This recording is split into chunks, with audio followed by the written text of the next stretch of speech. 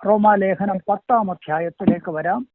റോമാലേഖനം 10-ാം അധ്യായമാണ് ഇന്ന് നമ്മൾ പഠിക്കാൻ പോകുന്നത്.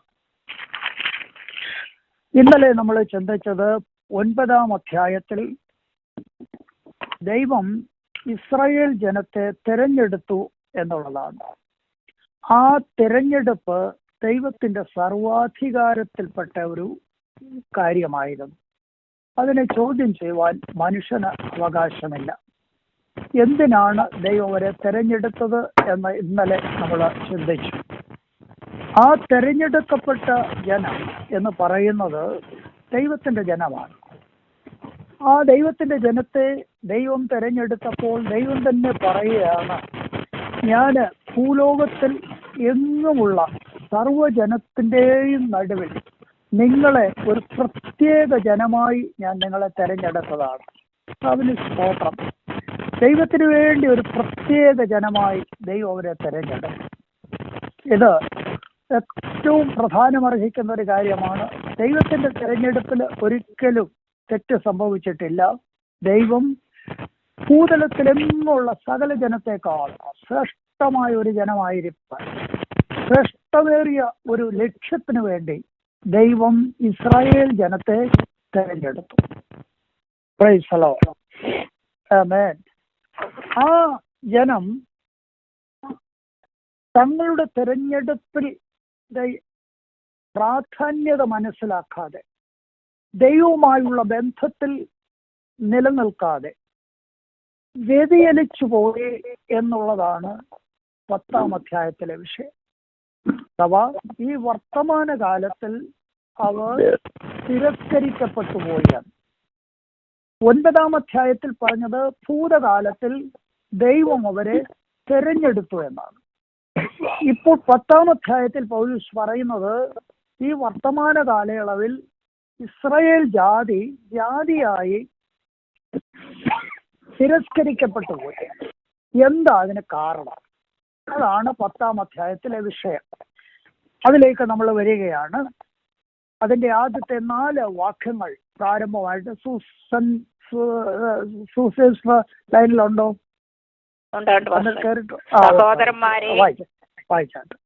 സഹോദരന്മാരെ, അവർ രക്ഷിക്കപ്പെടണം എന്ന് തന്നെ എന്റെ ഹൃദയവാഞ്ചയും അവർക്ക് വേണ്ടി ദൈവത്തോടുള്ള യാചനയും ആകുന്നു.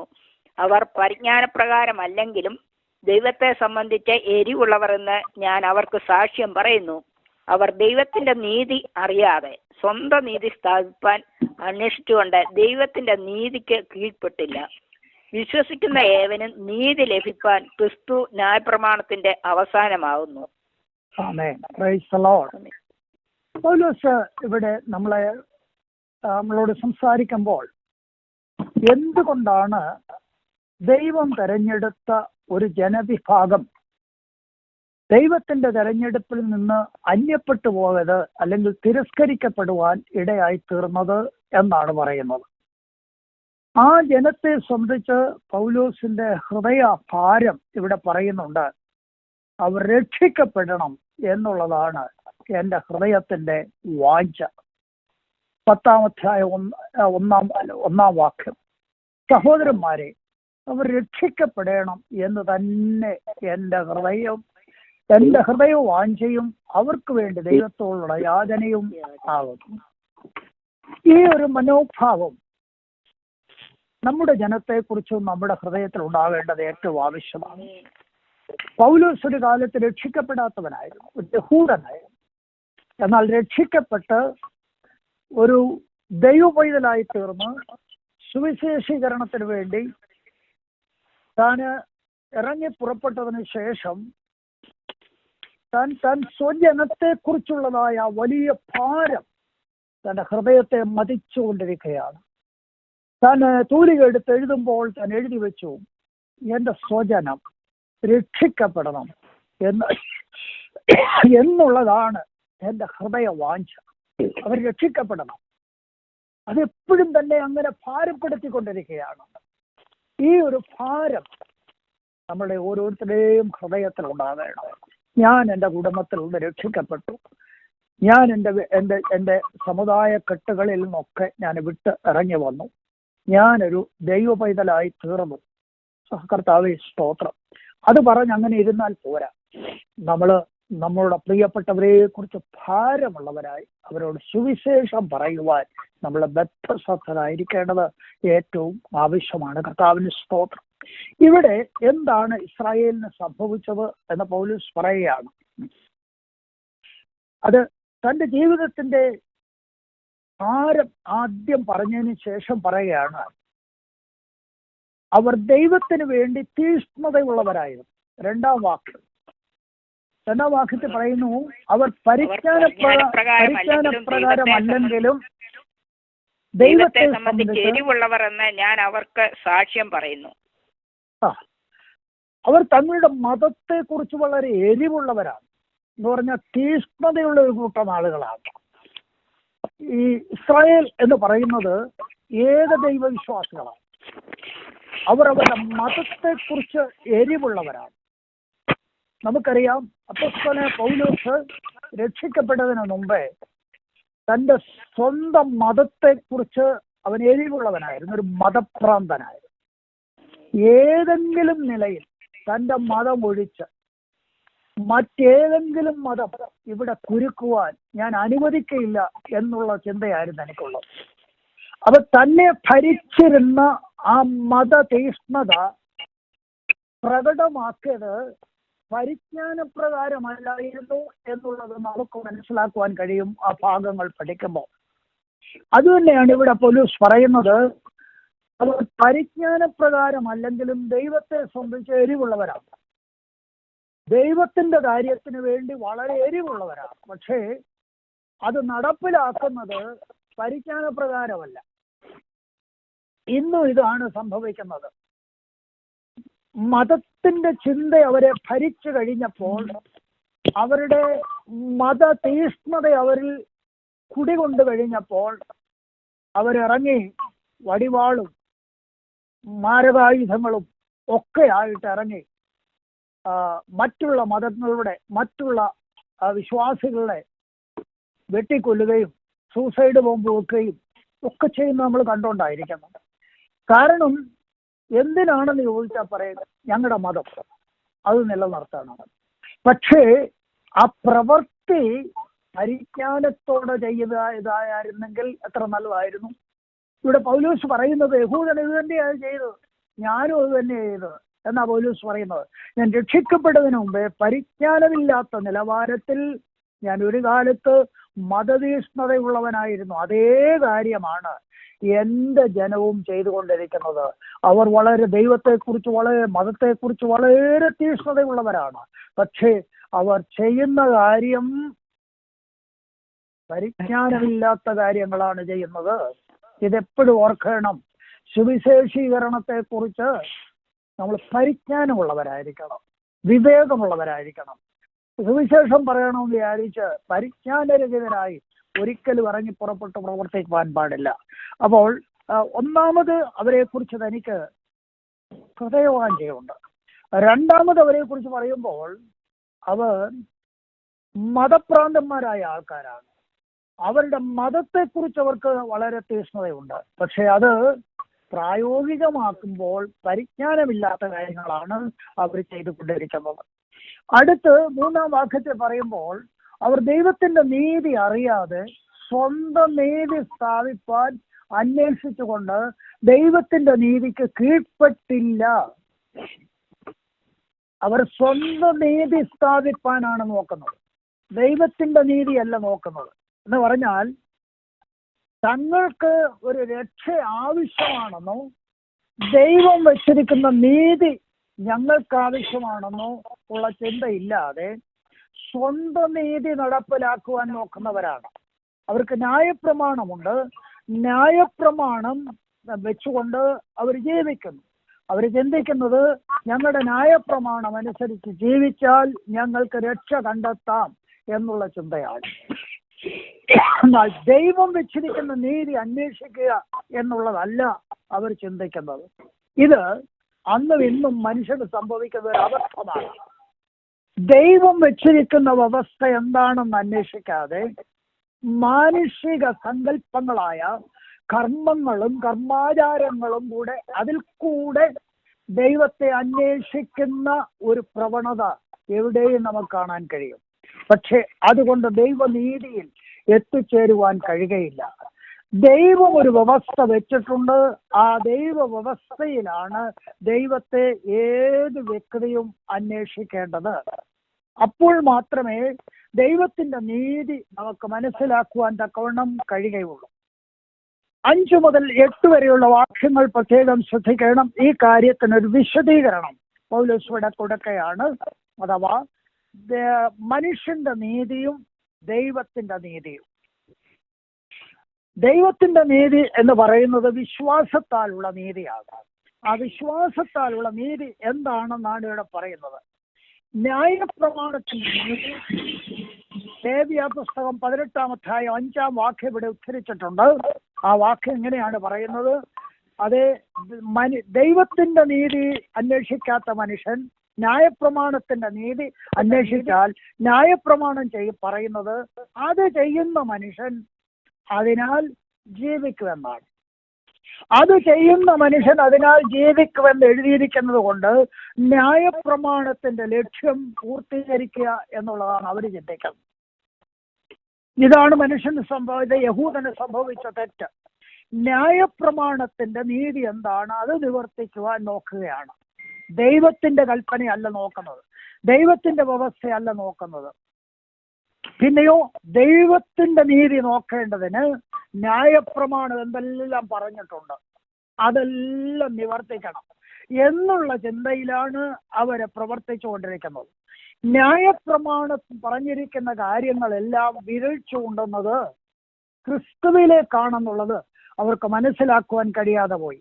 അതായത് ന്യായപ്രമാണത്തിലെ യാഗങ്ങൾ, ഉത്സവങ്ങൾ, പൗരോഹിത്യം, ആലയം, ആരാധനകൾ, പിതാക്കന്മാരോടുള്ള ഉഭയസമ്മതങ്ങൾ, ഇവയെല്ലാം ന്യായപ്രമാണം വിരഴിച്ചുകൊണ്ടുവന്നത് വരുവാനുള്ള ക്രിസ്തുവിങ്കിലേക്കാണ്.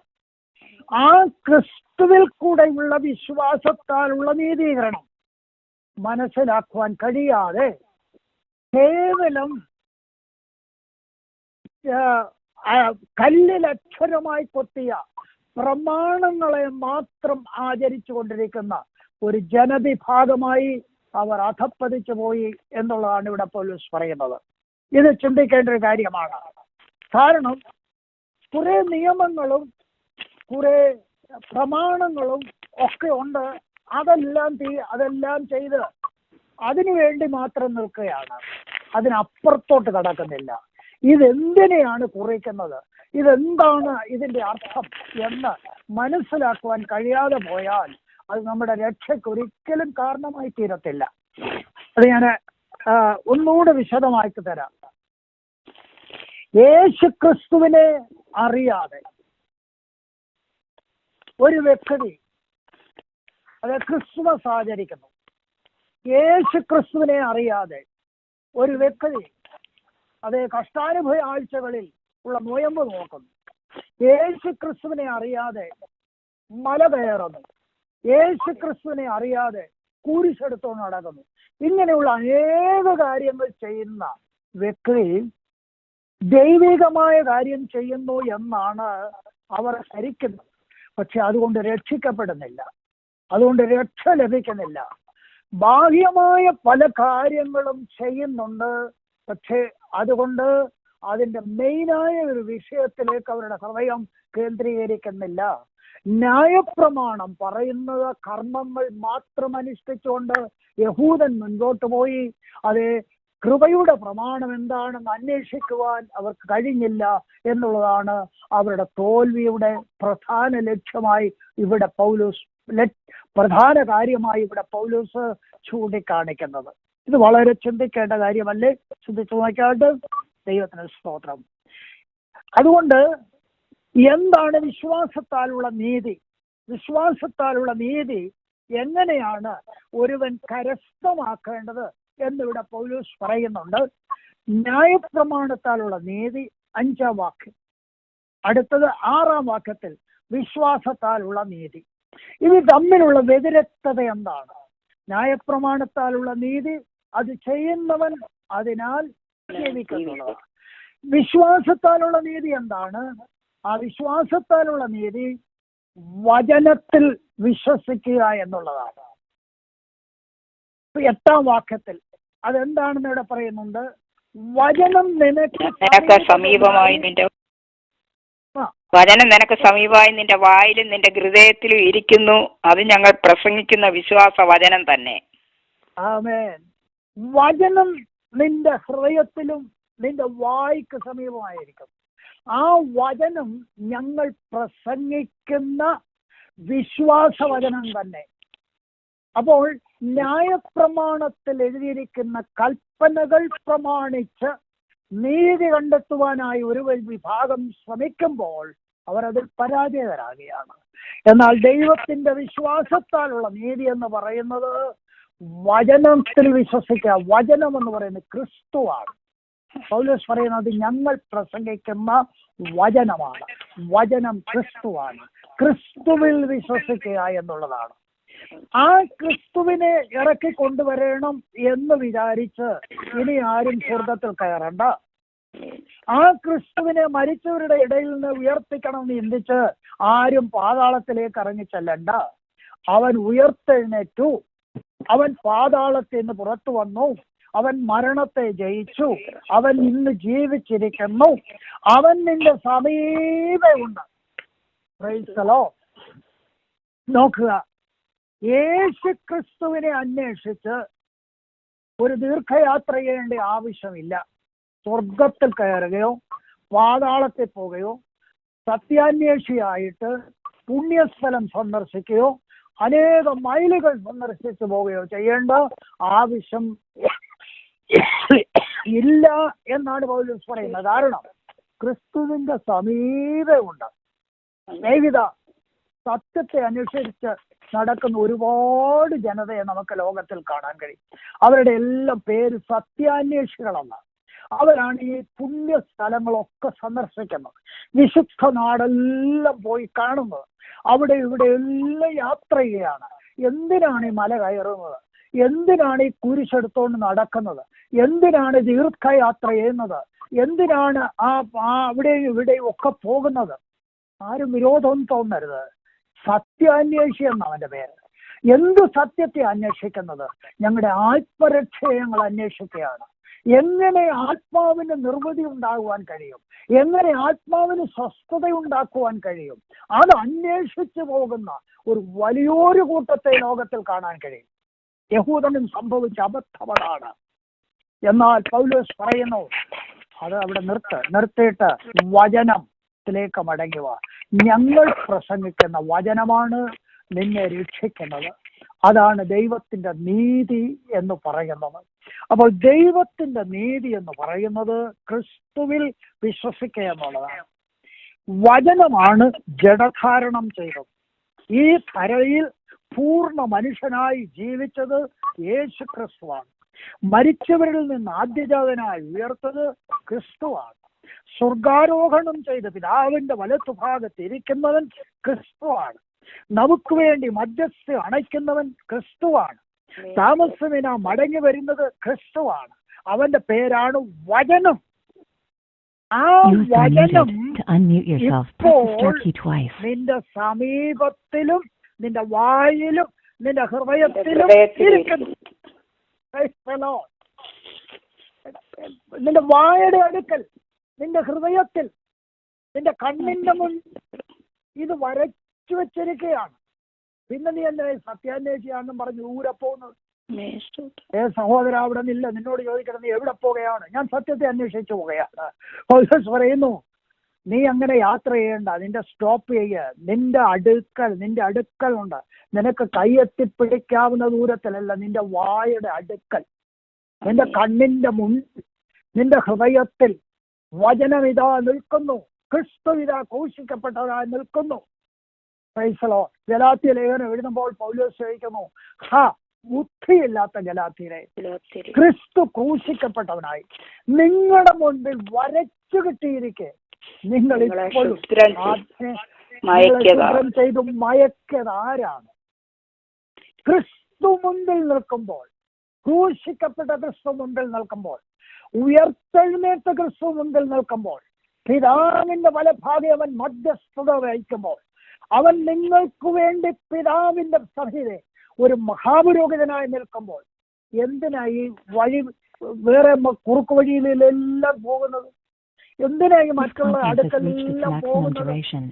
എന്തിനായി മറ്റുള്ള മനുഷ്യരുടെ എല്ലാ അടുക്കൽ ചെന്ന് എന്നെ രക്ഷിക്കണമേ, എനിക്ക് വേണ്ടി പ്രാർത്ഥിക്കണമേ, എനിക്ക് വേണ്ടി അപേക്ഷിക്കണമേ എന്നെല്ലാം പറയാൻ ഇതിലെല്ലാം ഊടുവഴികളിൽ കൂടെ പോകുന്നത്? പൗലോസ് ചോദിക്കുന്നു, മടങ്ങി വാ, യേശു ക്രിസ്തുവിലേക്ക് വാ, അവൻ നിന്റെ സമീപമുണ്ട്, അവനെ കാണാൻ. അതാണ് ദൈവത്തിന്റെ നീതി എന്ന് പറയുന്നത്. അപ്പോൾ ദൈവത്തിന്റെ നീതി അന്വേഷിക്കാതെ സ്വനീതി അന്വേഷിച്ചു പോയതാണ് ഇസ്രായേലിന്റെ തിരസ്കരണത്തിന് കാരണമായി തീർന്നത്. മനസ്സിലാക്കുന്നെങ്കിൽ അത് ഏറ്റവും ഭാഗ്യം. Price the Lord. ദൈവം തിരഞ്ഞെടുക്കപ്പെട്ട ജനമാണ്, അനേക പ്രിവിലേജുകൾ ദൈവം കൊടുത്ത ജനമാണ്. പക്ഷെ ആ ജനത്തിന് സംഭവിച്ച തോൽവി ദൈവത്തിന്റെ നീതി വെളിപ്പെട്ടപ്പോൾ ദൈവനീതിയെ കണ്ട് അവർ സ്വന്തം നീതിയിൽ ആശ്രയിച്ചു. ദൈവത്തിന്റെ നീതിയെ അവർ ആശ്രയിച്ചില്ല. ഇതാണ് ഒന്നാമത്തെ കാര്യം. Price the Lord. എത്ര പരിതാപകരമായിരിക്കുന്ന കാര്യമാണ്. ക്രിസ്തു ക്രൂശിക്കപ്പെട്ടവനായി, രക്ഷാദായകനായി, മനുഷ്യവർഗത്തിന്റെ വീണ്ടെടുപ്പുകാരനായി ലോകത്തിൽ അതേ വന്ന് മരിച്ച് അടക്കപ്പെട്ട് ഉയർത്തെഴുന്നേറ്റ് പിതാവിന്റെ വലഭാഗെ നമുക്ക് വേണ്ടി മധ്യസ്ഥ അണയ്ക്കുന്ന സത്യാവസ്ഥ ലോകത്തോട് നാം പറഞ്ഞേ ഒക്കത്തുള്ളൂ. അവനെയാണ് അന്വേഷിക്കേണ്ടത്. അതാണ് ദൈവത്തെ, അവനിൽ വിശ്വസിക്കുക എന്നുള്ളതാണ് ദൈവത്തിന്റെ നീതി. ആ ക്രിസ്തു എവിടെയാണ്? 8-ാം വാക്യം ഒന്നുകൂടെ കണ്ടാട്ട് വായിച്ചാട്ട്, വചനം നിങ്ങൾക്ക് സമീപമായി നിന്റെ വായിലും നിന്റെ ഹൃദയത്തിലും ഇരിക്കുന്നു. അത് ഞങ്ങൾ പ്രസംഗിക്കുന്ന വചനം തന്നെ. Price the Lord. അപ്പൊ ക്രിസ്തുവിനെ അന്വേഷിച്ച് സത്യം കണ്ടെത്തുവാൻ ദീർഘ മൈലുകൾ യാത്ര ചെയ്യേണ്ട ആവശ്യം ഇല്ല. അവനവൻ ഇരിക്കുന്ന വീട്ടിലിരുന്നുകൊണ്ട്, അവനവൻ താമസിക്കുന്ന വീട്ടിലിരുന്നുകൊണ്ട്, അവനവൻ ഇരിക്കുന്നതായ ആ ഇരിപ്പിടത്തിൽ കൊണ്ട് അവിടെ ഇരുന്ന് എന്റെ കർത്താവേ എന്നെ രക്ഷിക്കണമേ എന്ന് പറഞ്ഞാൽ അവിടെ വെച്ച് രക്ഷിക്കുന്നവനാണ് കർത്താവ്. ആമേൻ. അതിന് മൈലുകൾ യാത്ര ചെയ്യേണ്ട ആവശ്യമില്ലെന്നാണ് ഇവിടെ പൗലോസ് പറയുന്നത്. കാരണം വചനം, ക്രിസ്തു നിന്റെ സമീപമുണ്ട്. കർത്താവിന് സ്തോത്രം. അതെങ്ങനെയാ നടക്കുന്നത്? എങ്ങനെയാ രക്ഷിക്കപ്പെടുന്നത്? അതാണ് 9, 10, 11 വാക്യത്തിൽ പറയുന്നത്. ഒരുവൻ എങ്ങനെയാ രക്ഷിക്കപ്പെടുന്നത്? ആമേൻ. Praise God. ഈ വാക്യം എല്ലാവരും കാണാൻ പഠിക്കേണ്ട വാക്യമാണ്. ഒരുവൻ എങ്ങനെയാ രക്ഷിക്കപ്പെടുന്നത്? ഈ വാക്യമെങ്കിലും കുറഞ്ഞ പക്ഷെ ഒരാളോട് പറയാൻ നമ്മൾ കാണാപ്പാടം പഠിക്കണം. എങ്ങനെയാ രക്ഷിക്കപ്പെടുന്നത്? 9, 10, 11 വാക്യങ്ങൾ കേട്ടാട്ടെ. യേശുവിനെ കർത്താവെന്ന് വായ്കൊണ്ട് ഏറ്റു പറയും, ദൈവം അവനെ മരിച്ചവരിൽ നിന്ന് ഉയർത്തെഴുന്നേൽപ്പിച്ചു എന്ന് ഹൃദയം കൊണ്ട് വിശ്വസിക്കുകയും ചെയ്താൽ നീ രക്ഷിക്കപ്പെടും. ഹൃദയം കൊണ്ട് നീതിക്കായി വിശ്വസിക്കുകയും വായ് കൊണ്ട് രക്ഷയ്ക്കായി ഏറ്റു പറയുകയും ചെയ്യുന്നു. അവനിൽ വിശ്വസിക്കുന്നവൻ ഒരുത്തനും ലജ്ജിച്ചു പോവുകയില്ല എന്ന് തിരുവചനത്തിൽ അരുളിച്ചെയ്യുന്നു. ആമേൻ. അപ്പോൾ രക്ഷിക്കപ്പെടുവാൻ എന്താണ് ചെയ്യേണ്ടത്? സിമ്പിൾ വചനം. രക്ഷിക്കപ്പെടുവാൻ ഞാൻ എന്ത് ചെയ്യണം? ഞാൻ ദീർഘയാത്ര ചെയ്യണമോ? ഞാൻ ന്യായപ്രമാണം അനുസരിക്കണമോ? ഞാൻ കർമാദികൾ ചെയ്യണമോ? ഞാൻ രക്ഷിക്കപ്പെടുവാൻ എന്താണ് ചെയ്യേണ്ടത്?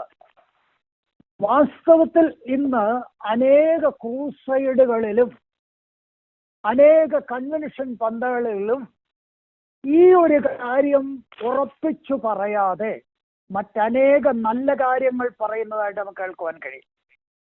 രക്ഷിക്കപ്പെടുക എന്നൊരു പദം പോലും പലയിടത്തും പറയാറില്ല.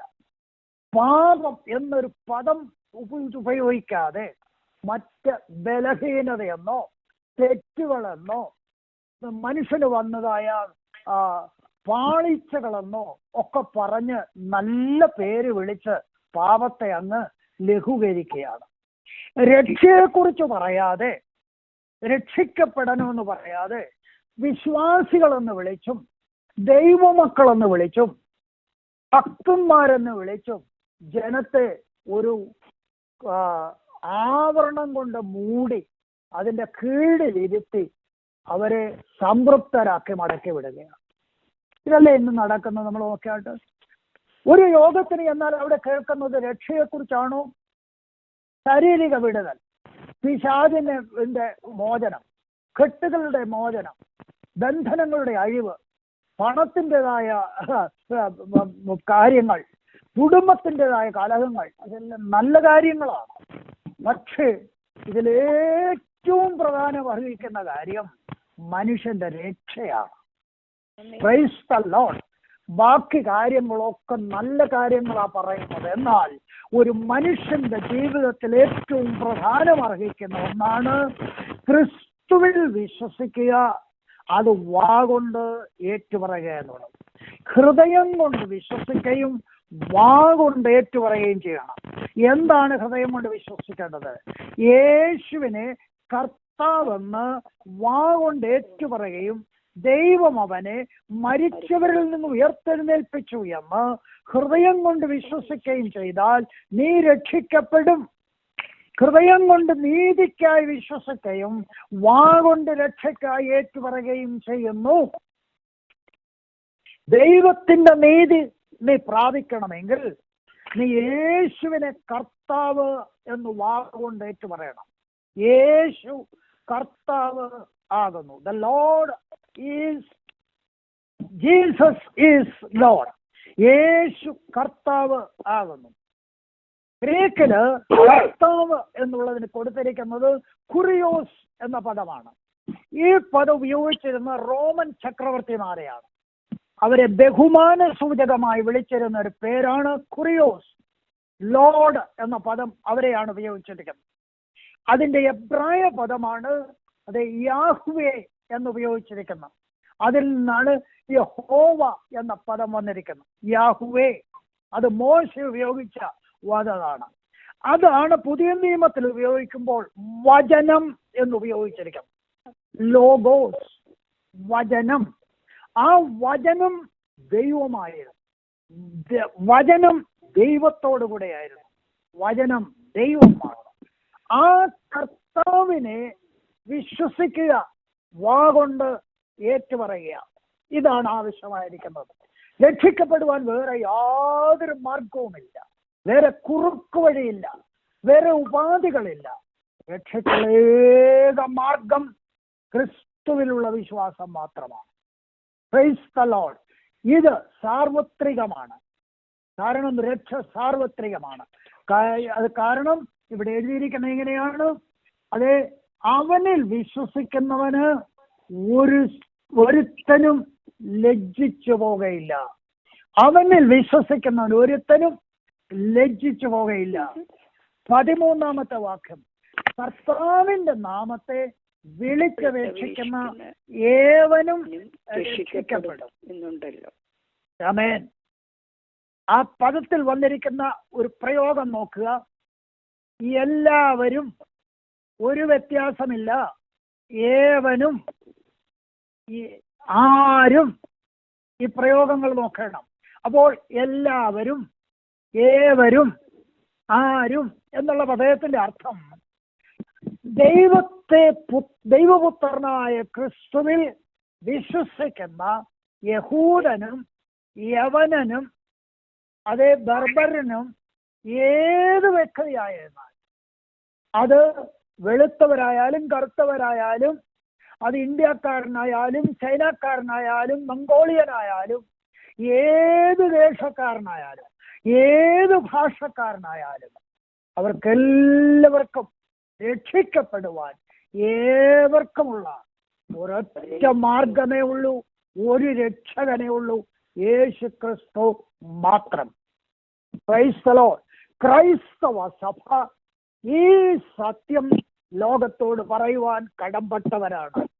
അത് മറച്ചു വെച്ചുകൊണ്ടാണ് മറ്റു പല കാര്യങ്ങളും ചിത്രീകരിക്കുന്നത്, മറ്റു പല കാര്യങ്ങളും ജനത്തെ പഠിപ്പിക്കുന്നത്, അങ്ങോട്ടും ഇങ്ങോട്ടും തിരിഞ്ഞു നിന്ന് പല കാര്യങ്ങളും ജനത്തോട് പറയുന്നത്. മടങ്ങി വരട്ടെ ദൈവവചനത്തിലേക്ക്. രക്ഷിപ്പാൻ വല്ലഭൻ ക്രിസ്തുവല്ലാതെ വേറെ ആരുമില്ല. ആകാശത്തിന്റെ കീഴിൽ മനുഷ്യരുടെ ഇടയിൽ നൽകപ്പെട്ട ഏക ഒരു നാമമേ ഉള്ളൂ. Price the Lord. യേശു മാത്രമാണ് രക്ഷിതാവ്. ആ കർത്താവാണ് പറഞ്ഞത്, ഞാൻ തന്നെയാണ് വഴിയും സത്യവും ജീവനും എന്ന് കർത്താവ് പറഞ്ഞത്. ഞാൻ തന്നെയാണ്. ഒന്നുകിൽ അവൻ പറഞ്ഞ കാര്യം തെറ്റാണെന്ന് സ്ഥാപിക്കണം, ഇല്ലെങ്കിൽ അവൻ ഒരു യുക്തിവാദിയെ പോലെ പറഞ്ഞതല്ല, അവൻ സത്യമാണ് പറഞ്ഞത്, അവൻ ദൈവമായിട്ടാണ് പറഞ്ഞത്.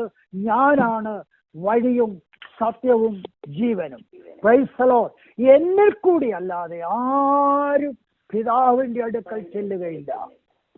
അപ്പൊ മറ്റാരെയെല്ലാം പിടിച്ച് മറ്റാരുടെയെല്ലാം ശുപാർശയിൽ പോയാലും എവിടെ ചെല്ലുകയില്ല എന്ന് തീർത്തു പറയുവാൻ കഴിയും. പിതാവിന്റെ അടുക്കൽ ചെല്ലുകയില്ല. ആമേൻ. എന്നിൽ കൂടെ അല്ലാതെ ആരും പിതാവിന്റെ അടുക്കൽ ചെല്ലുകയില്ല. ആമേൻ. അത്ര ശ്രേഷ്ഠമേറിയ ഒരു സുവിശേഷമാണ് പൗലോസ് ഇവിടെ പറഞ്ഞിരിക്കുന്നത്. അപ്പോൾ രക്ഷിക്കപ്പെടാൻ ഞാൻ എന്ത് ചെയ്യണം? അർദ്ധരാത്രി പൗലോസിനോട് ചോദ്യം ചോദിച്ചു കാരാഗ്രഹപ്രമാണി, രക്ഷിക്കപ്പെടുവാൻ സഹോദരന്മാരെ ഞാൻ എന്ത് ചെയ്യണം? ഉടനടി മറുപടി, കർത്താവായ യേശു ക്രിസ്തുവിൽ വിശ്വസിക്കുക, എന്നാൽ നീയും നിന്റെ കുടുംബവും രക്ഷ പ്രാപിക്കും. അർദ്ധരാത്രിക്കാ ചോദിച്ചത്. നേരം വെളുക്കട്ടെ ഞാൻ അതിന് മറുപടി പറയാമെന്നല്ല പൗലോസ് പറഞ്ഞു. ഞാൻ മറ്റു സഹോദരന്മാരോടല്ല ഒന്ന് ചോദിച്ചേച്ച് വരട്ടെ എന്തോ അതിന് മറുപടിയാണ്. നോ, അർദ്ധരാത്രിയിലെ ചോദ്യത്തിന് അർദ്ധരാത്രിയിൽ മറുപടി. അതാ കാരാഗ്രഹ പ്രമാണി വിശ്വസിച്ചു, അവനും അവന്റെ കുടുംബവും രക്ഷ പ്രാപിച്ചു. വിശ്വസിച്ചു, രക്ഷ പ്രാപിച്ചു. വിശ്വസിച്ചു, രക്ഷ പ്രാപിച്ചു. അത് ഹൃദയം കൊണ്ട് വിശ്വസിക്കുകയും രക്ഷയ്ക്കായി വാഗൊണ്ട് ഏറ്റുപറയുകയും ചെയ്യണം. ഇത് പറയാതെ രക്ഷിക്കപ്പെടുകയില്ല. Price the Lord. ഹൃദയം കൊണ്ട് വിശ്വസിക്കുകയും വാഗൊണ്ട് ഏറ്റുപറയുകയും ചെയ്തില്ലെങ്കിൽ രക്ഷിക്കപ്പെടുന്നില്ല. അത് വളരെ വ്യക്തമായ കാര്യമാണ്. Praise the lord. ആമേൻ.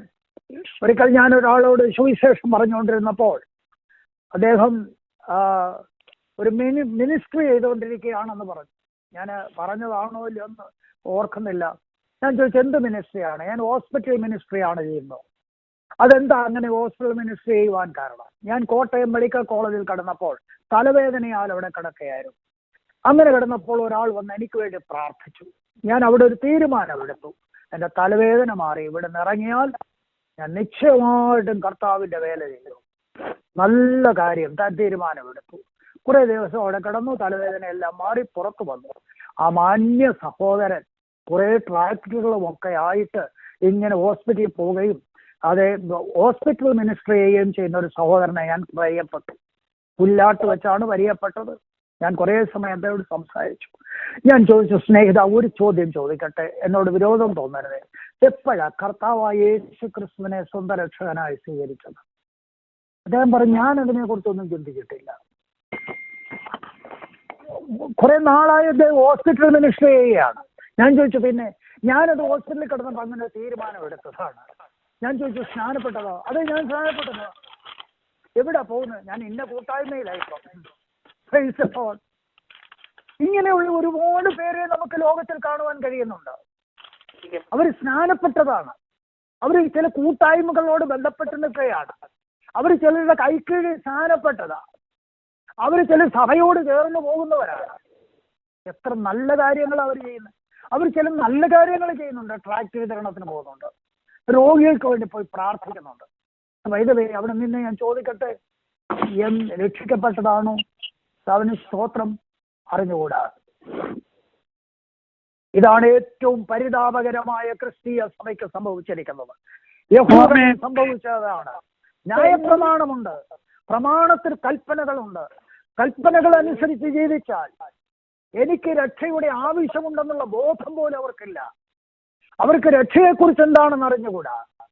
ആ അവസ്ഥാവിശേഷം കൊണ്ട് അവർ ദൈവസന്നിധിയിൽ തള്ളപ്പെട്ടു പോകുവാനിടയായി തീർന്നു. വീണ്ടും പൗലോസ് താഴോട്ട് നമ്മളോട് ചില രഹസ്യങ്ങളിലൂടെ പറയുകയാണ്. എന്തുകൊണ്ടാണ് അവർക്ക് സംഭവിച്ച പരാജയം എന്നിവിടെ പറയുന്നു. 14 വാക്യം മുതൽ താഴോട്ടുള്ള വാക്യങ്ങളിൽ പറയുമ്പോൾ അത് തന്റെ പൗലോസ് പറയുകയാണ്, എന്തുകൊണ്ടാണ് അവർക്ക് ഇങ്ങനെയുള്ള പരാജയം സംഭവിക്കാൻ കാരണമായി തീർന്നത്? അവർ സുവിശേഷം കേൾക്കാഞ്ഞാണോ? അല്ല, അവർ സുവിശേഷം കേട്ടവരാണ്. കാരണം അവരെ കേട്ട സുവിശേഷം അവരിൽ വിശ്വാസമായി പരിണമിച്ചില്ല. കാരണം എന്താണെന്ന് അറിയാമോ? അതിന്റെ 14 വാക്യം മുതൽ താഴോട്ടുള്ള വാക്യങ്ങളെ വായിക്കട്ടെ. എന്നാൽ അവർ വിശ്വസിക്കാത്തവനെ എങ്ങനെ വിളിച്ചപേക്ഷിക്കും? അവർ കേട്ടിട്ടില്ലാത്തവനിൽ എങ്ങനെ വിശ്വസിക്കും? പ്രസംഗിക്കുന്നവനില്ലാതെ എങ്ങനെ കേൾക്കും? ആരും അയക്കാതെ എങ്ങനെ പ്രസംഗിക്കും? നന്മ സുവിശേഷിക്കുന്നവരുടെ കാൽ എത്ര മനോഹരം എന്ന് എഴുതിയിരിക്കുന്നുവല്ലോ. എങ്കിലും എല്ലാവരും സുവിശേഷം അനുസരിച്ചിട്ടില്ല. കർത്താവെ, ഞങ്ങൾ കേൾപ്പിച്ചത് ആർ വിശ്വസിച്ചു എന്ന് യെശയ്യാവും പറയുന്നുവല്ലോ. ആകയാൽ വിശ്വാസം കേൾവിയാലും കേൾവി ക്രിസ്തുവിന്റെ വചനത്താലും വരുന്നു. എന്നാൽ അവർ കേട്ടിട്ടില്ലയോ എന്ന് ഞാൻ ചോദിക്കുന്നു. കേട്ടിരിക്കുന്നു നിശ്ചയം. അവരുടെ നാദം മതി. Thank you sister. Price the Lord. ഈ പൗലോസ് ചോദിക്കുകയാണ്, വിശ്വാസം കേൾവിയാലും കേൾവി ക്രിസ്തുവിന്റെ വചനത്താലുമാണ് വരുന്നത്. ആ വിശ്വാസം ഉളവാകണമെങ്കിൽ എന്ത് ചെയ്യണം? പോയി സുവിശേഷം പറയണം. സുവിശേഷം പറയണമെങ്കിൽ അവരെ ആരെങ്കിലും അയക്കണം. അവരെ അയക്കുന്നില്ലെങ്കിൽ അവരെങ്ങനെ സുവിശേഷം പറയും? നോക്കുക. അപ്പോൾ അയക്കപ്പെടണം, പോകണം, സുവിശേഷം പറയണം. ഇതിന് ദൈവം ചെയ്ത പ്രവൃത്തി, ദൈവം തന്റെ ദാസന്മാരെ ലോകത്തിന്റെ സർവ്വ ഇടങ്ങളിലും അയച്ചു. ദൈവം പറഞ്ഞു, പോയി സർവ്വ സൃഷ്ടിയോടും സുവിശേഷം പ്രസംഗിക്കണം. യെശയ്യാവ് പറയുന്നു, ഞങ്ങൾ കേൾപ്പിച്ചത് ആര് വിശ്വസിച്ചിരിക്കുന്നു? ഞങ്ങൾ പറഞ്ഞ കാര്യം ആര് വിശ്വസിച്ചിരിക്കുന്നു? Price the Lord. ഞങ്ങൾ പറയാഞ്ഞാണോ? ഞങ്ങൾ പ്രസംഗിക്കാഞ്ഞാണോ? Price the Lord. എന്താ സംഭവിച്ചത്? പക്ഷേ പ്രസംഗിച്ച കാര്യം പലരും വിശ്വസിച്ചില്ല. പ്രസംഗിക്കാനല്ല, ആളുകളെ അയക്കാനല്ല, ആളുകൾ പോകാനല്ല. അയക്കണം, പോകണം, പ്രസംഗിക്കണം. ഈ കാര്യം യെശയ്യാ പ്രവചനത്തിൽ നിന്ന് എടുത്തു പറയുന്നു. അവിടെ ചോദിക്കുന്നത്, ഞാൻ ആരെ അയക്കേണ്ടു? ആർ നമുക്ക് വേണ്ടി പോകും? ഉടനെ മറുപടി വന്നു, അടിയനിതാ, അടിയനെ അയക്കണം. അയച്ചു. അവൻ വന്ന് പ്രസംഗിച്ചു. ഞങ്ങൾ പ്രസംഗിച്ചത് ആര് കേട്ടു? ഞങ്ങൾ പ്രസംഗിച്ചത് കേൾക്കാനുള്ള മനസ്സിലാതെ പോയി. ഞങ്ങൾ പ്രസംഗിച്ചത് ആര് മനസ്സിലാക്കിയിരുന്നെങ്കിൽ എന്തുണ്ടായിരുന്നു? വിശ്വാസം കേൾവിയാലും കേൾവി ദൈവത്തിന്റെ വചനത്താലും വരുന്നു. അപ്പൊ ദൈവവചനം കേട്ടാൽ എന്ത് ഹൃദയത്തിലുണ്ടാകും? വിശ്വാസമുണ്ടാകും. അപ്പോൾ കേൾക്കുവാനുള്ളൊരു കാത് അവർക്കില്ലാതെ പോയി. എന്നാൽ അവനെ ക്രൂശിപ്പാനുള്ളൊരു കൈ അവർക്കുണ്ടായിരുന്നു. വളരെ ശ്രദ്ധിക്കണം. യഹൂദന് കേൾപ്പാനുള്ളൊരു ചെവി അവർക്കില്ലായിരുന്നു. എന്നാൽ അവനെ ക്രൂശിപ്പാൻ ഒരു കൈ അവർക്കുണ്ടായിരുന്നു. പറഞ്ഞത് കേൾക്കുവാൻ അവർക്ക് കഴിഞ്ഞില്ല, പ്രവർത്തിപ്പാനാണ് അവരെ മുൻപോട്ട് വന്നത്. ഇന്നും അതല്ലേ നടക്കുന്നത്? സുവിശേഷം കേൾക്കാനുള്ളൊരു കാതുണ്ടെങ്കിൽ, കേൾവി ഉണ്ടാകുമെങ്കിൽ, ആ കേട്ട വചനം വിശ്വാസം ഉളവാക്കുന്നതാണ്. അപ്പോൾ വിശ്വാസം കേൾവിയാലും കേൾവി ദൈവത്തിന്റെ വചനത്താലുമാണ് വരുന്നത്. അപ്പോൾ ഒന്നാമത് ചെയ്യേണ്ടത് സുവിശേഷം കേൾക്കണം. സുവിശേഷം കേൾക്കണമെങ്കിൽ ഒരാൾ സുവിശേഷം പറയണം. സുവിശേഷം പറയണമെങ്കിൽ അതിനുവേണ്ടി ഒരാളെ അയക്കണം. Price the Lord. അതിന്റെ ഉത്തരവാദിത്വം സഭയ്ക്കും വിശ്വാസികൾക്കുമാണ്. അത് ചെയ്തുകൊണ്ടാണ് ഇരിക്കുന്നത്. ഈ കുറഞ്ഞ പക്ഷം ദൈവമൊക്കെ വീണ്ടെടുക്കപ്പെട്ട എല്ലാവരും ആ കാര്യത്തിൽ സപ്പോർട്ട് ചെയ്യുകയും സുവിശേഷം പറയുകയും ചെയ്തുകൊണ്ടിരിക്കുകയാണ്. പക്ഷേ സുവിശേഷം ജനത്തിന്റെ ഹൃദയങ്ങളിൽ ചെന്ന് പതിക്കുന്നെങ്കിലും അവർ എന്ത് ചെയ്യുന്നില്ല? അതവർക്ക് വിശ്വാസമാകുന്നില്ല. അത് വിശ്വാസമായി ഏറ്റെടുക്കുന്നില്ല. കേട്ട വചനം കേട്ടേച്ചു പോകുന്നതല്ലാതെ യാതൊരു പ്രയോജനവും ഉണ്ടാകുന്നില്ല.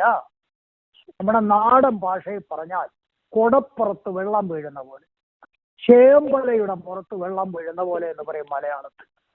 എത്രയോ പ്രസംഗങ്ങളാണ് കേൾക്കുന്നത്, എത്രയോ ബൈബിൾ ക്ലാസ്സുകളാണ് കേൾക്കുന്നത്. എത്രയോ ബൈബിൾ സ്റ്റഡികളാണ് നടക്കുന്നത്. ഒരു നിമിഷം ഒന്ന് ചിന്തിച്ചു നോക്കൂ. കഴിഞ്ഞ മാർച്ച് മുതൽ കൊറോണ വൈറസ് നിമിത്തം ചർച്ചുകൾ അടഞ്ഞു കിടക്കുകയാണ്. ലൈനുകളിലെല്ലാം പ്രാർത്ഥന, എവിടെല്ലാം ബൈബിൾ സ്റ്റഡി, 24 മണിക്കൂറും TV-യിൽ പ്രഭാഷണം, കേൾക്കേണ്ടവർക്കെല്ലാം കേൾക്കുവാനുള്ള അവസരം. കേട്ട വചനം വല്ല പ്രയോജനം ഉണ്ടായിട്ടുണ്ടോ? പാപത്തിൽ നിന്ന് വല്ല വിടുതലും ഉണ്ടായിട്ടുണ്ടോ? മുൻകോപത്തിന് വല്ല മാറ്റം ഉണ്ടായിട്ടുണ്ടോ? ജീവിതത്തിൽ അതെ മാറ്റിക്കളയേണ്ട പാപവഴികളോട് യാത്ര പറഞ്ഞിട്ടുണ്ടോ? Price the Lord, price the Lord, hallelujah. ഒരുപാട് കാര്യങ്ങൾ ജീവിതത്തിൽ ക്രമപ്പെടുത്താനില്ലേ? ജീവിതത്തിൽ കർത്താവിന് വേണ്ടി ഒരുക്കപ്പെടേണ്ടതായിട്ട് അവസ്ഥയില്ലേ? വിശുദ്ധിയുടെ പ്രമാണത്തിൽ എത്രമാത്രം ക്രമീകരിച്ചിട്ടുണ്ട്? ഇന്ന് രാത്രി കർത്താവ് വന്നാൽ, ഈ പ്രസംഗിച്ചുകൊണ്ടിരിക്കുന്ന നിമിഷത്തിൽ കർത്താവ് വന്നാൽ എടുക്കപ്പെടുമെന്നുള്ള പൂർണ്ണ നിശ്ചയം ജീവിതത്തിൽ വരുത്തിയിട്ടുണ്ടോ? Price the Lord. വചനം കേൾക്കാഞ്ഞല്ല, വചനം പ്രസംഗിക്കാഞ്ഞല്ല, പ്രൈസ് ദി ലോർഡ്, വചനം പ്രഭാഷണം ശ്രവിക്കാഞ്ഞല്ല, പ്രൈസ് ദി ലോർഡ്. അവർ കേട്ടു, പക്ഷേ അവർ വിശ്വസിച്ചില്ല. അതാണ് രണ്ടാമത്തെ കാര്യം. അവർ കേട്ടു, അവർ കേട്ടില്ല എന്നിവിടെ എഴുതിയിട്ടില്ല. അവർ കേട്ടു, അവരും കേട്ടു, പക്ഷേ അവർക്കത് വിശ്വാസമായിട്ടൊന്നില്ല. യഹൂദൻ സുവിശേഷം കേട്ടില്ല, അതുകൊണ്ടാണ് രക്ഷിക്കപ്പെടാഞ്ഞെന്ന് പറയാനൊക്കത്തില്ല. അവരും സുവിശേഷം കേട്ടു.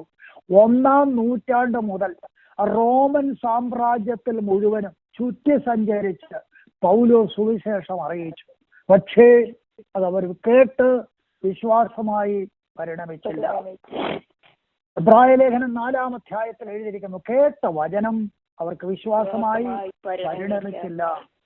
കേട്ടാൽ മാത്രം പോരാ, അത് അന്തരംഗത്തിലേക്ക് ഇറങ്ങിച്ചെല്ലണം. അതവിടെ 30-ഉം 60-ഉം 100-ഉം മേനിയായി വിളയണം. Praise the lord. താഴെ നിന്ന് മുകളിലോട്ടാണ് പോകേണ്ടത്. 30-ഉം 60-ഉം 100-ഉം അത് ജീവിതത്തിൽ ഫലവത്തായി മാറണം. അത് ജീവിതത്തിൽ ഫലം കായ്ക്കുന്നതായി മാറണം. അതാണ് ഏറ്റവും ആവശ്യമായിരിക്കുന്നത്. മൂന്നാമത്തെ കാര്യം, ദൈവം ചെയ്തൊരു കാര്യമാണ്. ജനമല്ലാത്തവരെ കൊണ്ട്, 19-ാം വാക്യം, ജനമല്ലാത്തവരെ കൊണ്ട് ഞാൻ നിങ്ങൾക്ക് എരിവ് വരുത്തും, മൂഢജാതിയെ കൊണ്ട് നിങ്ങൾക്ക് കോപം ജനിപ്പിക്കും എന്ന് 1-ാമത് മോശ പറയുന്നു.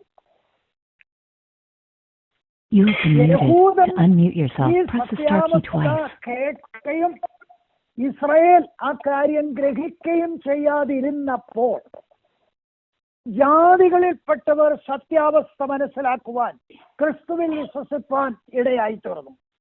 അങ്ങനെ ജാതികൾ ക്രിസ്തുവിൽ വിശ്വസിപ്പാൻ ഇടയായി തീർന്നപ്പോൾ അവരെ കൊണ്ട് യഹൂദന് ദൈവം എരിവ് വരുത്തി.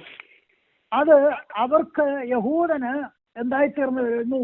മൂഢജാതിയെ കൊണ്ട് നിങ്ങൾക്ക് കോപം ജനിപ്പിക്കും എന്ന് പറഞ്ഞാൽ, യഹൂദ ജാതിക്ക് ധർമ്മരന്മാരും യവനന്മാരും മറ്റു ജാതിക്കാരും വിശ്വാസത്തിലേക്ക് വന്നപ്പോൾ ആ ജാതിയെ കൊണ്ട് ഇവർക്ക് തീഷ്ണത ജനിപ്പിക്കുകയാണ്.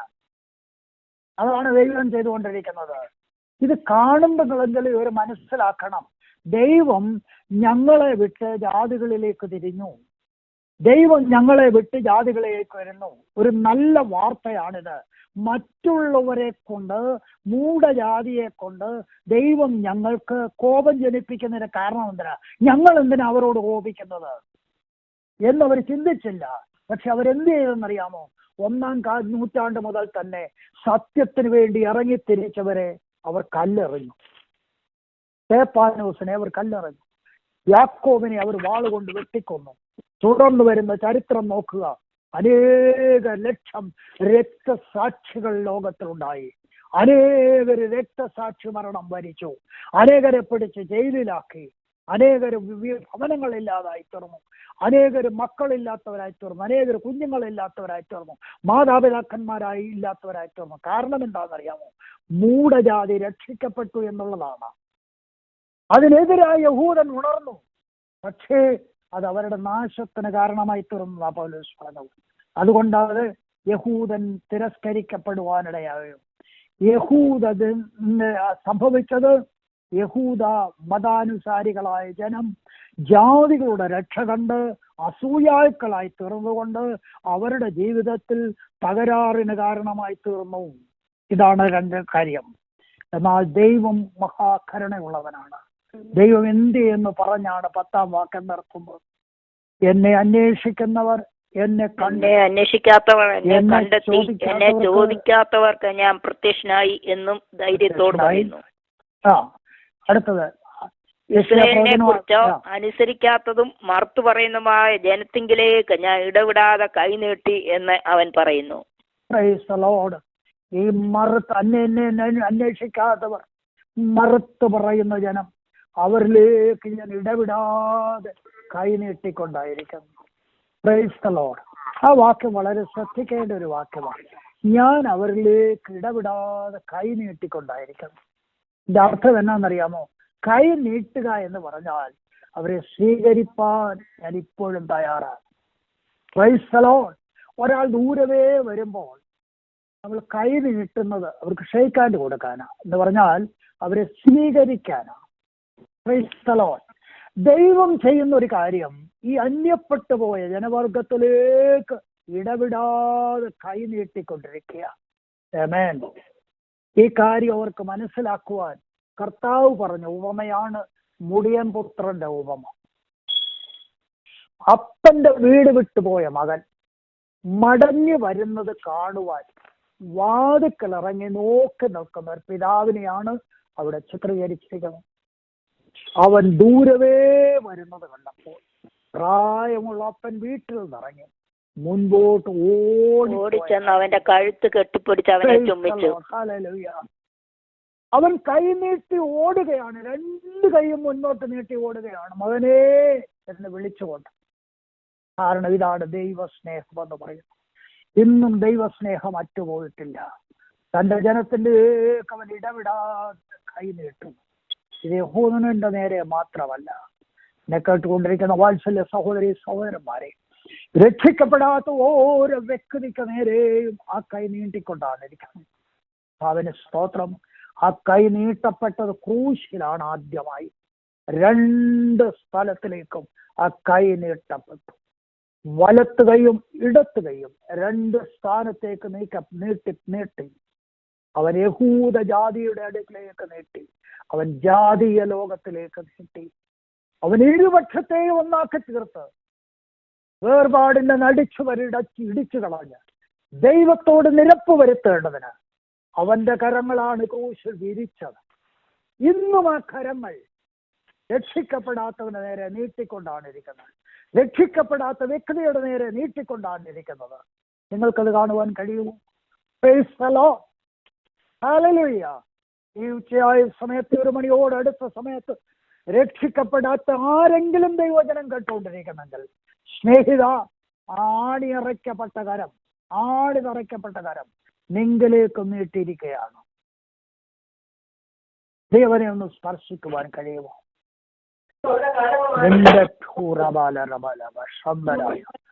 ദൈവത്തിന്റെ കൃപയുടെ വ്യാപാരം ഇന്നും മറ്റുപോയിട്ടില്ല. ദൈവം എല്ലാവരെയും സ്നേഹിക്കണേ. നമുക്ക് വീണ്ടും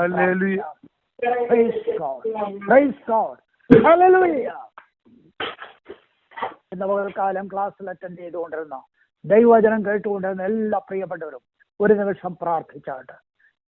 ദൈവത്തിന്റെ തെരഞ്ഞെടുപ്പിൽപ്പെട്ടതാണ് ഇസ്രായേൽ. പക്ഷെ എന്തുകൊണ്ടാണ് അവർ തിരസ്കരിക്കപ്പെടുവാനിടയായി? ഒന്നാമത് ഞാൻ പറഞ്ഞത്, അവർ സ്വന്തം നീതിയാണ് അന്വേഷിച്ചത്, ദൈവത്തിന്റെ നീതിയല്ല. Price the Lord. സ്വന്തം പ്രമാണത്തിലാണ് ഊന്നിയത്, ദൈവത്തിന്റെ പ്രമാണത്തിലല്ല. രണ്ടാമത് ഞാൻ പറഞ്ഞത്, വചനം കേട്ടു എങ്കിലും കേട്ട വചനത്തിൽ അവർക്ക് വിശ്വാസമായി പരിണമിച്ചില്ല. വചനം കേൾക്കാഞ്ഞല്ല. Price the Lord. വചനത്തെ തിരസ്കരിക്കുന്ന മനോഭാവം അവർക്കുണ്ടായി. മൂന്നാമത് പറഞ്ഞത്, ദൈവം അവർക്ക് എരിവ് വരുത്തി എങ്കിലും അവർ മടങ്ങി വന്നില്ല. Praise God.